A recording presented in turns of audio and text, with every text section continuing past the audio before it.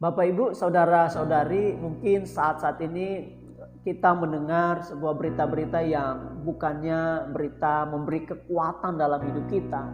Tetapi ketika kita mendengar atau kita membaca berita, entahkah itu berita dari media sosial, berita dari media elektronik, apapun sumber berita yang kita baca, kita dengar, yang terkadang bukan membuat kita ada sukacita, ada pengharapan, saudaraku diberkati Tuhan, sebab hanya firman Tuhan yang memberi atau yang membawa pesan, yang memberi sukacita, memberi damai sejahtera dalam kehidupan kita.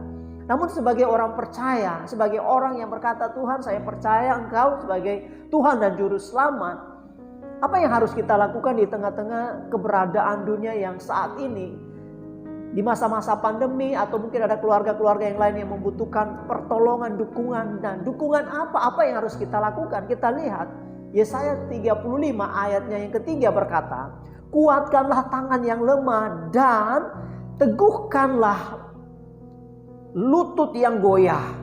Ayat yang keempat, katakanlah kepada orang-orang yang tawar hati, kuatkan hati, janganlah takut. Lihatlah, Allahmu akan datang dengan pembalasan dan dengan ganjaran Allah.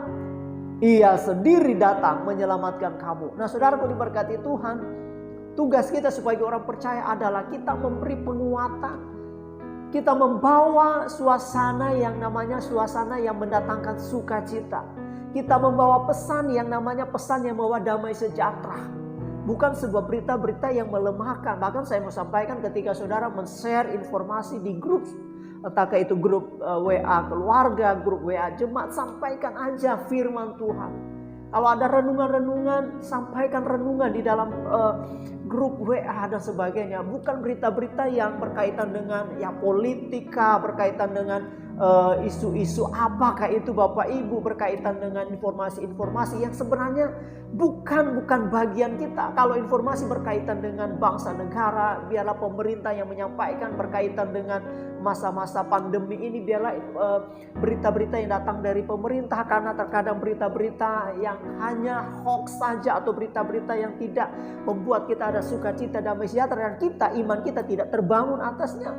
Tetapi saya mau katakan, sampaikanlah firman Tuhan Bapak Ibu. Yang kedua dikatakan, apa yang harus kita lakukan sebagai orang percaya? Kalau yang pertama tadi kita memberi kekuatan, memberi sukacita, membawa pesan damai sejahtera lewat firman Allah. Yang kedua, katakanlah kepada orang-orang yang tawar hati, kuatkan hati dan jangan takut.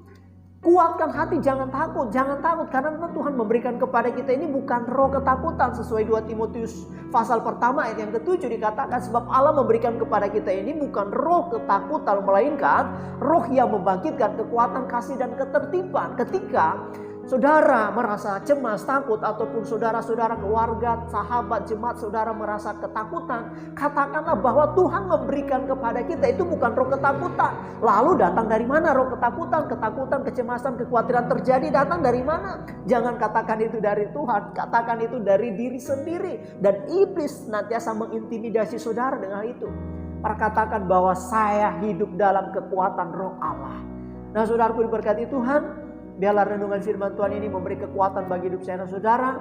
Tugas kita sebagai orang percaya adalah memberi pesan sukacita, memberi damai sejahtera lewat firman Allah. Karena hanya firman Allah yang saya katakan Tuhan sudah berjanji, dan firman-Nya ya dan amin. Dan mari kita memberi semangat, memberi kekuatan bagi orang-orang yang dalam keadaan cemas dalam hidupnya. Tuhan Yesus memberkati kita semuanya. Tetap semangat, tetap bersyukur, tetap berdoa. Shalom.